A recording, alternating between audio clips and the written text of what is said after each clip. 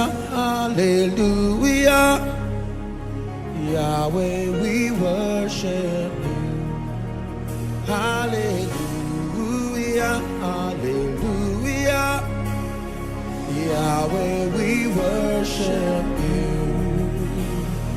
Kadosh, Kadosh, Kadosh. Kadosh, we worship you. Kadosh, Kadosh, Kadosh. Kadosh, we worship you. Hallelujah, hallelujah. Kadosh, we worship you. Hallelujah, hallelujah. Kadosh, we worship you. Hallelujah. Dans la continuité de mon engagement envers notre croissance et notre transformation, je voudrais vous montrer un mystère très puissant ce soir. Éphésiens chapitre 3, verset 21. Nous allons lire jusqu'au verset 21, puis je commencerai à enseigner que le Seigneur nous aide. Au nom de Jésus-Christ. J'aime Paul.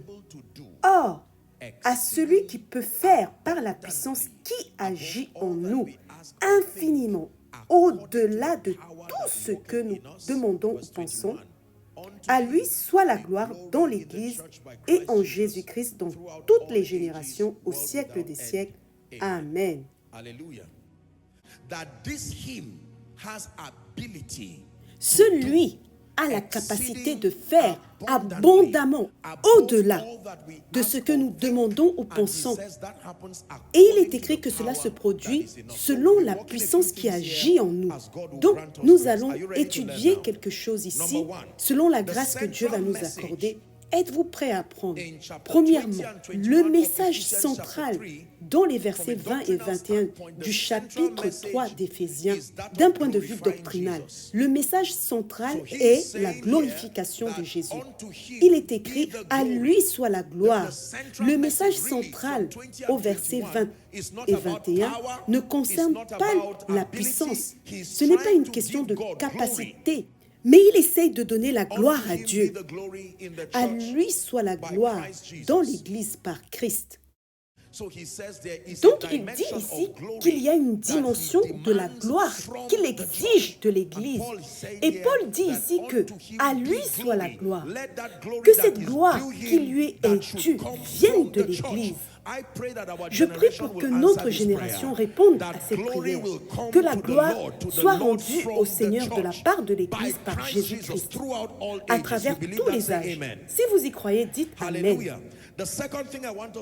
La deuxième chose que je voudrais que nous apprenions très rapidement, c'est que Paul, en parlant du désir de rendre gloire à Dieu, digresse au verset 20 et nous parle de l'étendue de la capacité de Dieu. Au verset 20, c'est comme si Paul faisait une petite digression pour exposer la gloire de celui-ci, afin de nous aider à apprécier le genre de Dieu dont il parle. Il est écrit à celui qui est capable. Donc, Paul parle ici de la capacité. J'espère que vous savez que la grandeur des dieux et des figures spirituelles dans les temps anciens était mesurée par leur capacité. La capacité était le seul critère utilisé pour mesurer la grandeur de toute divinité.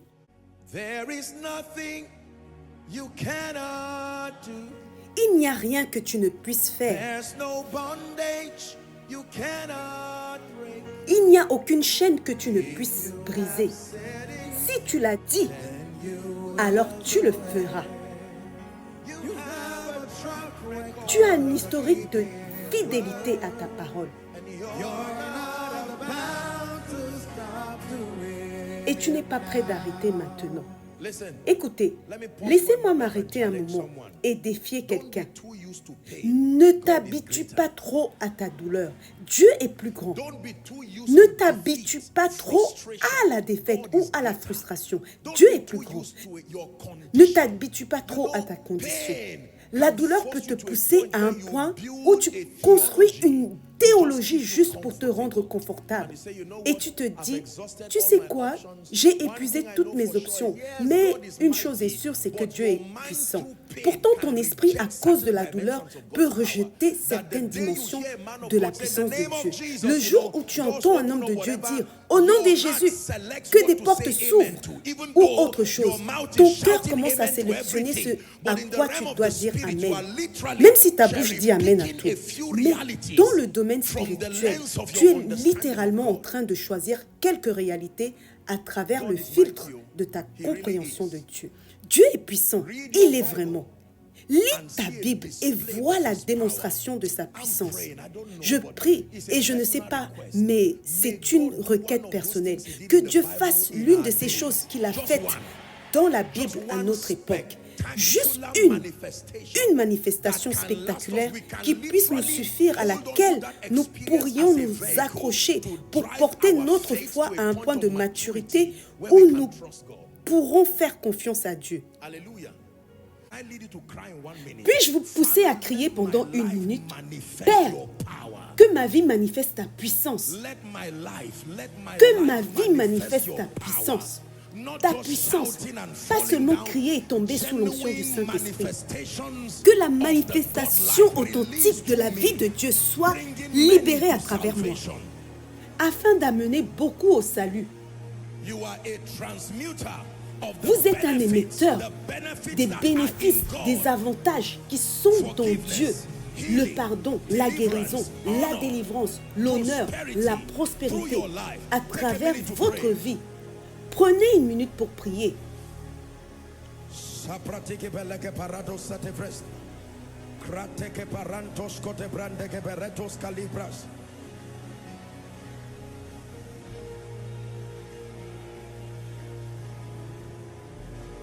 In Jesus' name we pray. Now, listen to this. Écoutez ceci. J'ai écrit quelque chose ici. Les limitations dans nos résultats ne sont pas dues à un problème de capacité de Dieu. Cela signifie que lorsque nous diagnostiquons pourquoi les richesses de la vie divine ne circulent pas à travers nous, il faut éliminer la possibilité d'une incompétence de la part de Dieu. Cela ne fait jamais partie des considérations. Ne permettez jamais à votre esprit de penser que c'est parce que Dieu était incapable que certains résultats ne se sont pas produits. Que cela ne soit jamais votre conclusion. Lorsque vous vous demandez pourquoi la manifestation de sa puissance et de sa grâce est limitée dans votre vie ou dans la mienne, éliminez toute incompétence de la part de Dieu. Ce n'est jamais un problème de puissance. Si les malades ne sont pas guéris, ce n'est pas un problème de puissance venant de Dieu. Si les opprimés ne sont pas délivrés, ou si la parole prophétique, qu'elle vienne de son serviteur ou d'ailleurs, ne se réalise pas, en analysant ce qui a pu se passer, éliminez d'emblée l'idée que ce serait de l'incompétence de la part de Dieu. Il est capable de faire infiniment au-delà de ce que nous pensons. Apôtre, pourquoi est-ce que je cherche encore un emploi jusqu'à présent? Quelle que soit la réponse, explorons-la ensemble dans les Écritures. Mais une chose que vous devez exclure, c'est que cela n'est jamais dû à une incompétence. Ce n'est pas parce que le problème a dépassé Dieu qu'il n'avait pas de solution et qu'il est resté silencieux pour se protéger. Non. Il n'a jamais été confronté à une situation qui surpassait sa puissance. Il y a des moments, comme vous l'apprendrez, où sa puissance ne se manifeste pas. Mais cela n'est pas dû à une incompétence. Prêtez-moi votre attention. Si votre robinet à la maison ne coule pas, ce n'est pas un problème de barrage. Êtes-vous d'accord là-dessus? Ce n'est pas un problème de barrage. Pas du tout, jamais. Si, à un moment donné, vous ouvrez un robinet et que l'eau ne coule pas, le problème n'est pas le barrage. Aujourd'hui, le monde entier parle du réchauffement climatique parce que la surface terrestre est en train d'être submergée par l'eau. La glace fond à cause des conditions atmosphériques. Nous sommes d'accord qu'il y a une abondance d'eau, mais que cette eau arrive jusqu'à chez vous pour être utile, c'est une autre discussion. De la même manière, en diagnostiquant pourquoi la puissance de Dieu semble rare dans le monde, des hommes dans le corps du Christ et nous empêche de réaliser notre potentiel pour donner gloire à Dieu. Je vous dis d'exclure toute idée d'incompétence de la part de Dieu. Ce n'est pas une option. L'extraordinaire grandeur de sa puissance. Ma prière pour vous, à mesure que nous continuons, est que l'un de ces jours, vous verrez la puissance de Dieu se manifester dans votre vie d'une manière qui va vous rendre plus humble. Vous verrez la puissance de Dieu se manifester dans votre vie et Dieu fera quelque chose qui portera sa signature. Posez votre main sur votre tête pendant une minute et criez « Seigneur, je suis disponible. Investis des niveaux plus grands de ta puissance sur ma vie. » Quelqu'un est en train de prier. Sur ma vie, Seigneur.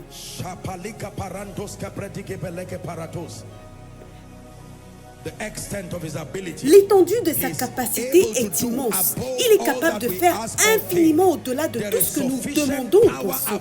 Il y a une puissance suffisante disponible pour le corps du Christ.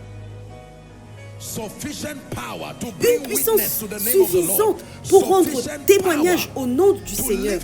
Une puissance suffisante pour relever les abattus. Une puissance suffisante pour guérir les malades.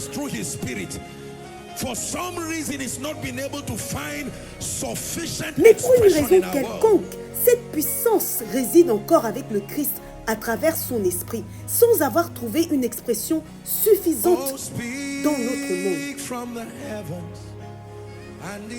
Oh, parle du haut des cieux, et la terre chantera.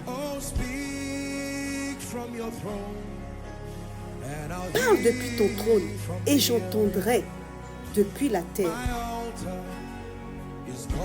Mon autel t'appelle, ô Dieu.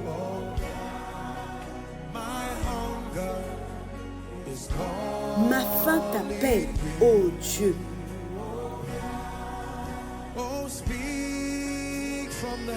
Oh, parle du haut des cieux, et la terre écoutera.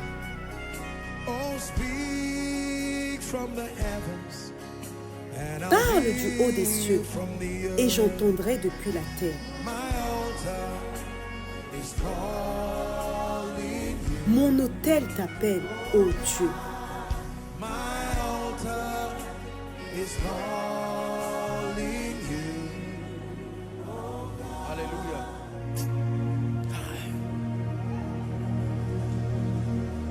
Hallelujah. Hallelujah. Hallelujah.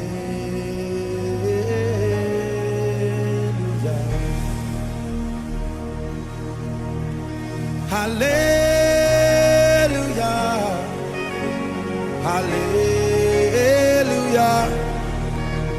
Hallelujah.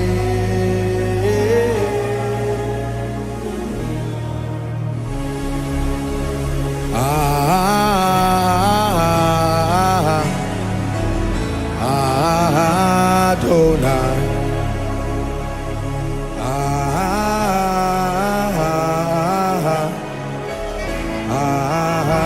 Adonai. From the rising of the sun to the setting of the sun, your name is to be hallowed. Adonai.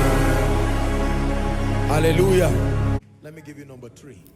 Permettez-moi de vous donner le troisième point que nous apprenons de la part de l'apôtre Paul dans Éphésiens 3, verset 20. La troisième chose que nous apprenons de Paul est que, aussi abondante que soit cette puissance, écoutez bien, il est dit que c'est selon la puissance qui agit en nous. Ces possibilités, au-delà de ce que nous demandons ou pensons, sont limitées par une règle. Je veux que vous écoutiez attentivement. La règle est qu'elles sont affectées par la puissance qui agit en nous, non par la puissance disponible pour agir, mais par celle qui agit en nous. non par la puissance disponible pour agir. Il y a une possibilité illimitée disponible pour agir. Mais ce que les nations verront, c'est la puissance qui agit en nous, pas la puissance disponible en Christ. Est-ce que nous apprenons à présent? C'est très puissant. J'ai écrit quelque chose ici et je veux que vous l'écoutiez. Selon la puissance qui agit en nous, signifie que cette puissance est limitée par l'espace que notre consécration, notre abandon et notre recherche personnelle laissent à l'esprit pour se manifester. Lorsque la Bible dit « selon la puissance qui agit en nous », cela signifie que Dieu peut être restreint. Sa puissance peut être restreinte par l'espace que les saints permettent à cette puissance de se manifester.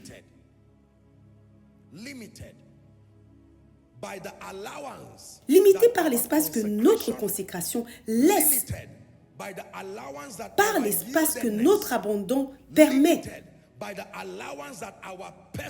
l'espace que notre quête personnelle donne à l'esprit pour manifester cette puissance. Nous arrivons maintenant au sujet du Saint-Esprit et du croyant. Ici, Paul ayant justifié le fait que Dieu est tout-puissant et il est prêt à permettre une dimension si immense de sa puissance de se manifester dans le monde des hommes, veut recevoir gloire dans l'Église. Et la manière dont il reçoit gloire dans l'Église, c'est en rendant disponible une puissance immense, dynamique dans son action. Mais il dit que, bien que cela soit une réalité, la puissance qui émane de chaque croyant est la dimension de puissance que les nations verront. Cela signifie que si elles voient un Jésus faible, ce Jésus faible est perçu à travers le filtre d'un croyant faible. Sommes-nous ensemble? C'est selon la puissance qui agit en nous. Pendant des années, je n'avais pas compris ce verset. Je pensais simplement que c'était selon la puissance qui coulait du Saint-Esprit, ce qui est vrai. Mais j'ai ensuite compris par l'Esprit que cela va au-delà. Cela signifie que la permission donnée au Saint-Esprit par chaque croyant est la limite à laquelle sa puissance peut couler comme une rivière. Maintenant, je vous ai déjà enseigné ici que le Saint-Esprit, écoutez bien, est à la fois le gardien et le transporteur de la puissance de Dieu. Le Saint-Esprit est à la fois le gardien et le transporteur.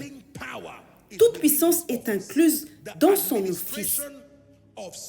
L'administration de la puissance spirituelle réside dans l'office du Saint-Esprit.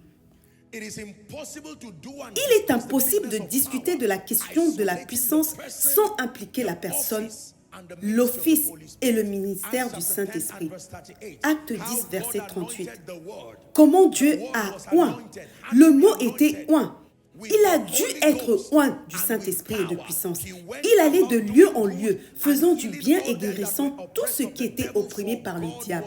Car Dieu était avec lui. Jésus, en tant que la parole, a dû être oint du Saint-Esprit et de puissance. Acte 1 au verset 8. Vous recevrez une puissance. Lorsque le Saint-Esprit viendra sur vous, Acte 19, verset 2, il a rencontré certains disciples et leur a dit « Avez-vous reçu le Saint-Esprit depuis que vous avez cru ?» Ils ont répondu qu'ils n'en avaient même pas entendu parler. Cela signifie que s'il y a un problème de puissance chez les croyants, il y a quelque chose à apprendre au sujet du ministère du Saint-Esprit. Nous avons bien compris la parole et honnêtement, il y a une très bonne communication de la parole de Dieu dans le corps du Christ.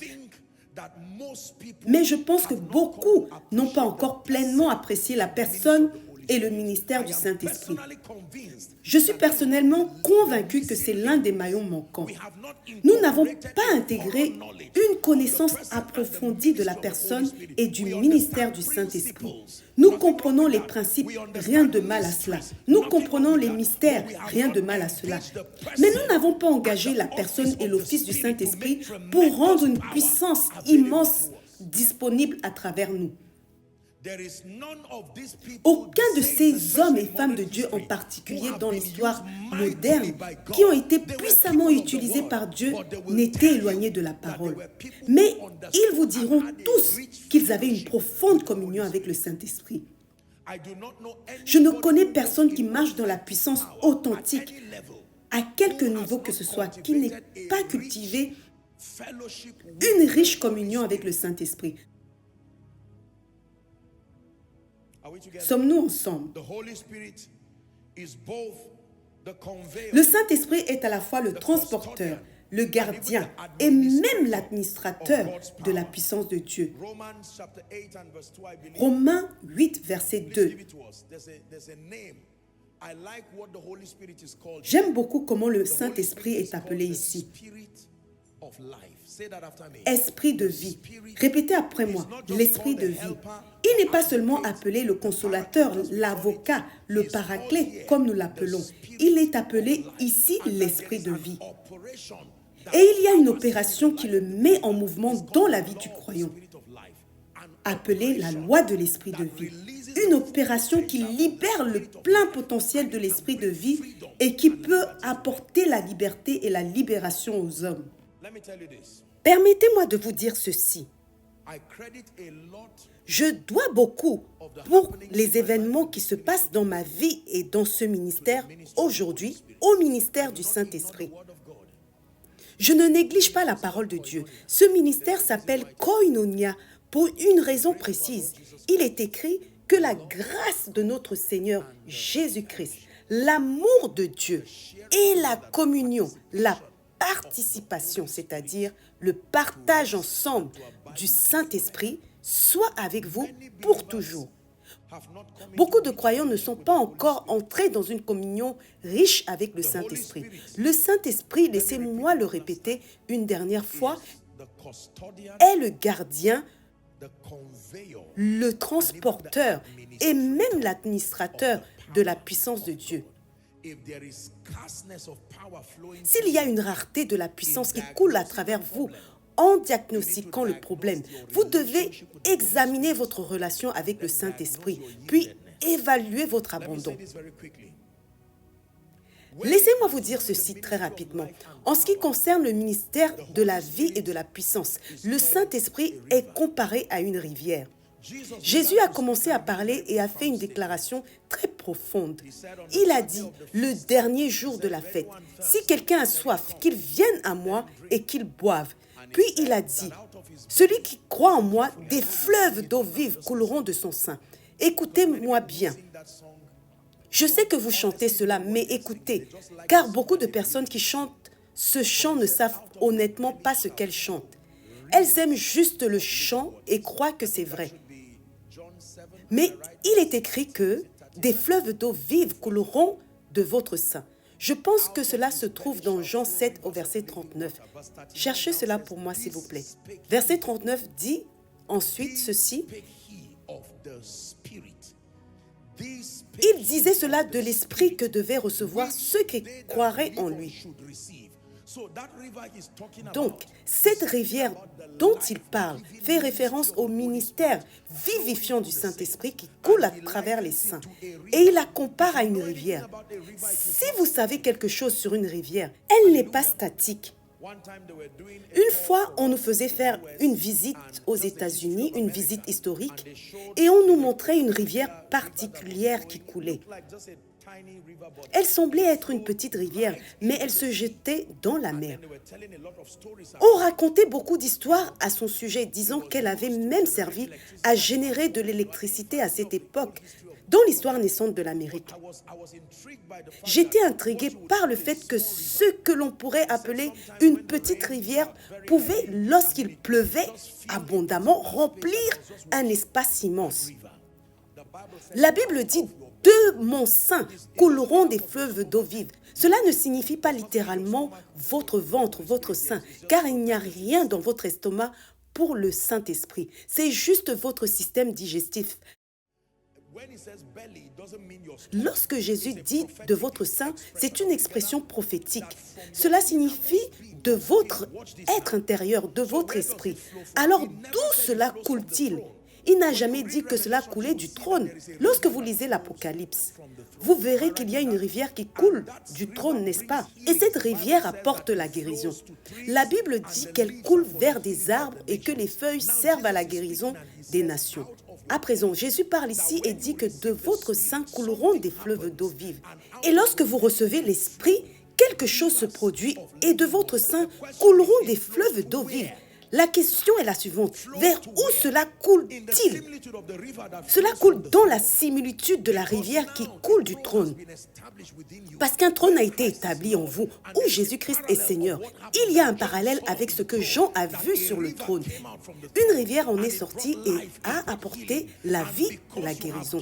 Et parce que vous avez donné l'autorisation pour que ce trône soit répliqué en vous, il doit aussi y avoir une expression parallèle. Une rivière commence à couler et cette rivière coule à travers vous, apportant la guérison. Vous voulez savoir ce que fait la rivière? Allez dans Ézéchiel chapitre 47. Il a mesuré 1000 coudées, l'eau m'arrivait aux chevilles. Il a mesuré 1000 autres coudées, l'eau m'arrivait aux genoux. Il a mesuré encore 1000 coudées, l'eau m'arrivait aux reins. Puis il a mesuré 1000 autres coudées et la Bible dit que c'était une rivière que je ne pouvais pas traverser. Et à mesure que la rivière coule, elle commence à donner vie à tout ce qu'elle touche. C'est ce qu'elle fait. Laissez-la couler ici, à présent. Il a mesuré encore 1000 coudées et c'était une rivière que je ne pouvais pas traverser car l'eau était montée, une eau où l'on pouvait nager, une rivière que l'on ne pouvait traverser. Regardez à présent le verset 6, s'il vous plaît. Il m'a dit, fils de l'homme, il m'a ramené au bord de la rivière, verset 7. Lorsque je suis retourné, j'ai vu beaucoup d'arbres sur les deux rives de la rivière. Verset 8. Ces eaux se dirigent vers le désert. Où se dirigent les eaux? Ces eaux se dirigent vers l'est du pays, dans le désert. Descendent vers la plaine et se jettent dans la mer. Donc l'eau. Les eaux signifient les hommes et les eaux de la mer sont assainies. Cela signifie que lorsque cette rivière coule, elle descend dans l'eau et cette eau apporte la guérison. Verset 9. Il arrivera que tout être vivant qui se meut partout où le torrent arrivera, vivra. Regardez ce mystère. Ce sont déjà des êtres vivants. Mais lorsqu'ils touchent cette rivière, ils reçoivent véritablement la vie. Ensuite, il est écrit, il y aura une grande multitude de poissons. Et ils récolteront. Encore une fois, dites récolte, car les eaux viendront et ils seront guéris. Tout être vivant qui se meut vivra partout où ira le torrent. C'est la puissance du ministère du Saint-Esprit.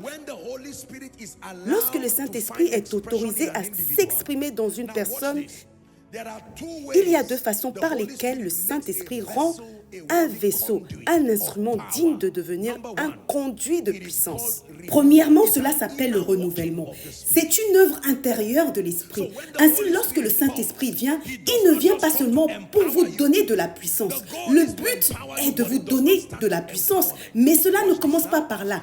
Prêtez attention, s'il vous plaît. Cela commence par la sanctification et le renouvellement. À présent, il y a deux niveaux de sanctification théologiquement parlant. Il y a la sanctification instantanée qui se produit dans votre esprit au moment du salut. Mais il y a aussi la sanctification progressive qui se fait par l'engagement avec le ministère de la parole et du Saint-Esprit.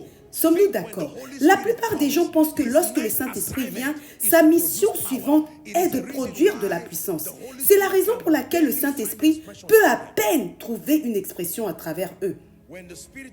Lorsque l'Esprit de Dieu vient sur votre vie, et écoutez si vous êtes un homme de Dieu dans le ministère, cela vous aidera à savoir comment élever et former des gens. La première chose à leur enseigner au sujet du Saint-Esprit n'est pas la transmission de puissance. La transmission de puissance est une fonction plus tardive du Saint-Esprit. Lorsqu'il vient, la première chose qu'il fait, c'est sanctifier et renouveler. C'est la première dimension de la transformation. la sanctification et le renouvellement, une œuvre intérieure. Je pense que Paul parlait des maris et des épouses dans Éphésiens chapitre 5. Et je crois que c'est au verset 26, il parle de la femme en tant qu'église, disant qu'elle est lavée par l'eau. Comment Dieu sanctifie-t-il et purifie-t-il? Le lavage de l'eau par la parole. Comment Dieu sanctifie-t-il et purifie-t-il? Il purifie votre conscience, il purifie votre mentalité. Il y a un travail de sanctification et de renouvellement qui se fait dans le croyant.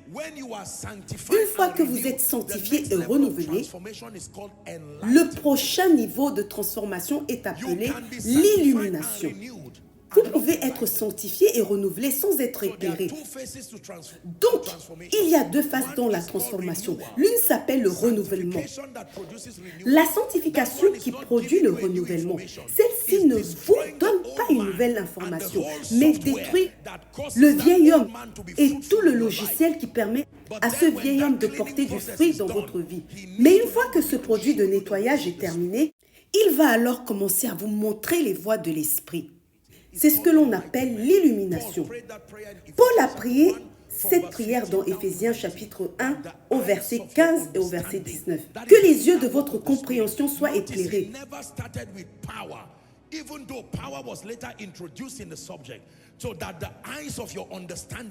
C'est ainsi que cela commence. Être illuminé, afin que vous sachiez quelle est l'espérance de son appel et quelles sont les richesses de la gloire de son héritage dans les saints.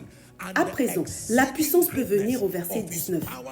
Quelle est l'infinie grandeur de sa puissance envers nous qui croyons, selon l'action de la force de sa puissance. Laissez-moi vous dire ceci, j'ai compris cela par expérience et par la miséricorde de Dieu. J'ai vu des gens violer cette formule et rester impuissants dans l'esprit. J'ai vu des gens honorer cette formule et évoluer vers des niveaux remarquables de puissance.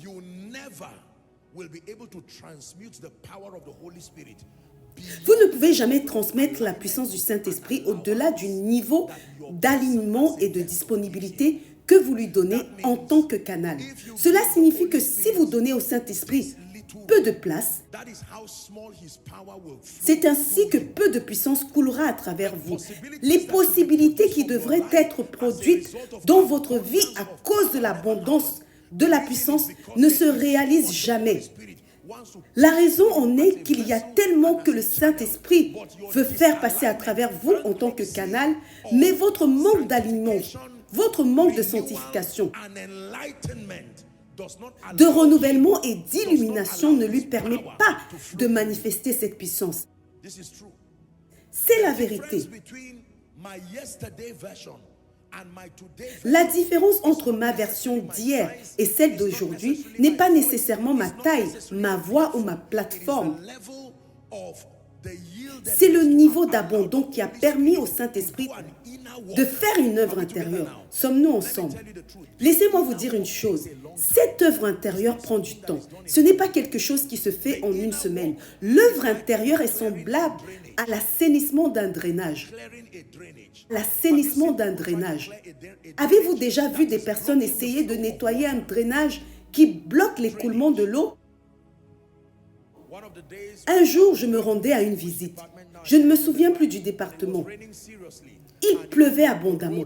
Les routes étaient presque invisibles à cause de l'eau partout. Je regardais le drainage et il était évident qu'il était bouché par quelque chose. Et l'eau débordait sur la route. C'est ce qui arrive spirituellement aux gens. Tous ces débris, ces choses qui remplissent votre cœur, sommes-nous ensemble? Lorsque le Saint-Esprit vient, il commence à travailler graduellement pour éliminer toutes ces choses en vous. Et lorsqu'il débouche ce drainage, il peut y avoir un flux. Et une fois que ce flux est là, la vie commence à couler de vous vers les autres. Vous saurez que ce drainage a été débouché à cause de l'abondance du miraculeux qui coule à travers vos mains. Vous verrez une facilité dans les opérations spirituelles. Vous commencerez à voir qu'il ne faut plus autant de temps pour prier pour les malades. Ces débris ont été enlevés et le flux est là. Pour beaucoup de chrétiens, y compris les pasteurs, le canal permettant au Saint-Esprit de faire couler sa puissance et sa vie vers les nations est obstrué par toutes sortes de choses. Jalousie, compétition, chair, mondanité, tout comme des débris accumulés. Alors nous allons vers les gens et disons « Au nom de Jésus ». Et vous pouvez littéralement sentir, faute de meilleurs termes, comme une lutte de la part du Saint-Esprit. Car vous êtes le seul canal disponible qu'il puisse utiliser. Et nous faisons paraître le Saint-Esprit comme un menteur. La raison est le désalignement des instruments, selon la puissance qui agit en vous. Les malades seront guéris à travers vous, non seulement selon l'abondance de la grâce, mais selon la puissance, selon l'espace que votre abondant permet. Lorsque j'ai découvert cela, j'ai commencé un projet de prière. J'ai dit, Seigneur, étends-moi, étends-moi. S'il faut changer l'outre, change-la, étends-moi. Car le genre de réveil que nous voulons voir tomber sur les nations ne peut pas passer par un canal étroit. Il faut une abondance d'eau vivifiante. Sommes-nous ensemble? Quelqu'un vient à vous et dit, je suis affligé par une malédiction depuis 100 ans. Elle a détruit mon grand-père, mon arrière-grand-père. Théoriquement, il semble que tout ce que vous avez à dire, c'est « Satan, va-t'en ». Essayez cela et vous voyez si cela fonctionne. C'est plus que ce que vous voyez écrit ici. Les yeux de votre compréhension doivent être ouverts pour voir qu'il y a des règles d'engagement. Il y a des hommes qui porteront Dieu et qui seront littéralement imprégnés de la vie et de la puissance de Dieu. Vous regardez certaines situations sans parler et à cause de l'abondance de cette puissance, c'est comme un torrent de puissance qui coule de vous vers tout ce qui vous entoure. Vous apportez des miracles et des guérisons. Chaque fois que les gens vous voient, vous êtes bienvenus. Vous savez pourquoi vous êtes bienvenus? Parce que vous êtes porteur d'une puissance authentique. Apôtre, s'il vous plaît, il y a une situation ici. Qu'est-ce que c'est? Ma famille est sur le point de sombrer dans le désordre. Non, pas lorsque je suis là. Je suis un ambassadeur du royaume, au nom de Jésus. Et pendant que vous parlez, il y a abondance de puissance. Le Saint-Esprit dit ceci. Merci d'être un instrument obéissant. Car la quantité de puissance spirituelle requise pour obtenir le résultat que cette famille désire, votre abandon le permet. Laissez-moi vous dire ceci. Chaque manifestation de l'esprit qui semble difficile à trouver à travers votre vie n'est pas nécessairement difficile parce que Dieu ne veut pas qu'elle se manifeste. C'est parce que le Saint-Esprit doit se contenter des limitations de votre abandon.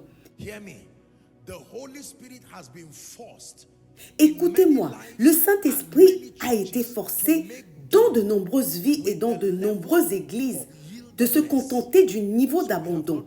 Nous n'avons donc pas pu voir sa puissance en tant que génération. Nous prions pour 100 personnes et peut-être 1, 2 ou 3, 4 obtiennent un témoignage, un miracle. C'est comme une multitude de gens affamés et assoiffés qui se tiennent devant un robinet et l'eau coule goutte à goutte. Savez-vous comment vous privez ces gens de la vie? Imaginez quelqu'un venir avec un seau pour recevoir de l'eau de vous et l'eau ne coule qu'en gouttes. Le problème n'est pas le barrage. Le problème, c'est que vous n'avez pas su comment ouvrir cette valve spirituelle. Le Saint-Esprit vous a amené à l'église parce que certains d'entre vous, vos membres de famille, ne peuvent plus attendre. Ils ne peuvent plus attendre. Si cette puissance coule goutte à goutte, ils seront tous morts avant que vous ne deveniez obéissants. Vous devez étendre cette capacité. Lorsque vous ouvrez un robinet, parfois en moins d'une minute, il remplit le seau. Vous emportez le vôtre et une autre personne peut venir et remplir son seau. Mais pour beaucoup d'entre nous, nous avons accumulé des gens autour de la file d'attente parce que nous, en tant que conduits et instruments, nous ne nous sommes pas assez abandonnés. Or, à celui qui peut faire infiniment plus que tout ce que nous demandons ou pensons. Mais il est limité.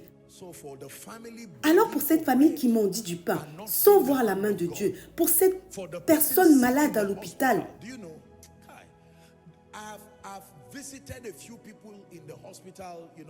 savez-vous, j'ai visité quelques personnes à l'hôpital au cours de mon ministère.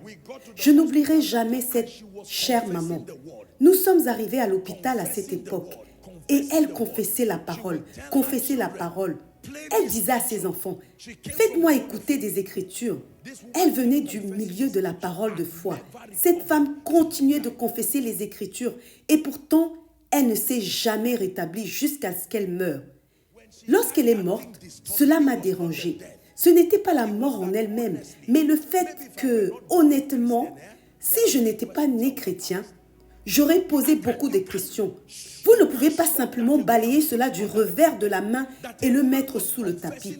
Une femme confessait la parole, confessait véritablement la parole et elle est morte. Quelqu'un priait sur un mouchoir, elle le plaçait sur sa tête, confessant, je ne mourrai pas. Mais tout continuait à s'effondrer jusqu'à ce qu'elle meure vraiment. J'ai dit non.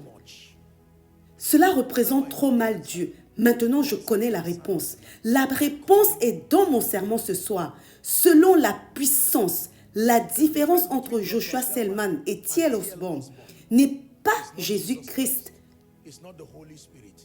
Ce n'est pas le Saint-Esprit. C'est que l'un a décidé de ne pas seulement être un réservoir géant, mais une valve ouverte à pleine puissance. Tandis que l'autre laisse encore tomber des gouttes. Mon cri personnel à Dieu, c'est que, quoi qu'il en coûte, qu'il ouvre ce robinet. Il y a la soif dans le pays, la soif dans les familles, la soif économique, la soif spirituelle. Il y a des choses pour lesquelles les croyants ont prié et elles n'ont pas bougé. Il y a des situations qui semblent ne pas répondre et vous vous demandez pourquoi. Laissez-moi vous dire ceci. Lorsque vous dites, Seigneur, pourquoi avons-nous cru en toi, mais nous n'avons pas vu cette manifestation? Dans 90% des cas, à part quelques autres explications que nous considérons sous d'autres sujets, dans 90% des cas, ce qui arrive aux hommes n'est pas un reflet de ce que Dieu voulait voir arriver. C'est le manque de puissance. Alors la prochaine fois que vous direz, Dieu, utilise-moi, ce que vous êtes en train de dire, c'est Dieu, étends-moi, étends-moi, étends-moi. Afin que lorsque je me tiens devant un malade, qu'il y ait suffisamment de puissance pour couler. Lorsque je me tiens devant quelqu'un traversant des difficultés économiques, il peut faire ce qui est humainement possible, mais je peux déposer quelque chose de divin sur sa tête. Sommes-nous ensemble? Je prie pour vous, au nom qui est au-dessus de tout nom, et par la puissance qui a ressuscité Christ d'entre les morts, alors que l'Esprit de Dieu est en train de recruter des hommes pour cette école unique de l'Esprit, qu'il fera émerger une certaine espèce de croyants, des croyants qui deviendront des hôtes dignes de sa présence et de sa puissance. Je prie pour vous, par sa miséricorde et par votre détermination, may you be found to be one of those students. Que vous soyez trouvé comme l'un de ces étudiants. Que vous soyez trouvé comme l'un de ces étudiants. Que vous soyez trouvé comme l'un de ces étudiants. Au nom de Jésus-Christ. Faites cette prière en disant, Seigneur, fais cette œuvre intérieure en moi. L'œuvre de purification, l'œuvre de nettoyage, l'œuvre de renouvellement, l'œuvre d'illumination. Élargis ma capacité dans l'esprit. Réaligne-moi, réaligne-moi, réaligne-moi, réaligne-moi. Au nom de Jésus.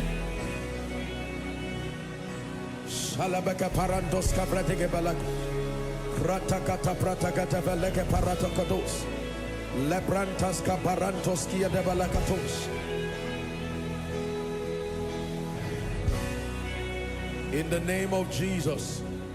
Au nom de Jésus. In the name of Au Jesus. nom de Jésus. Amen.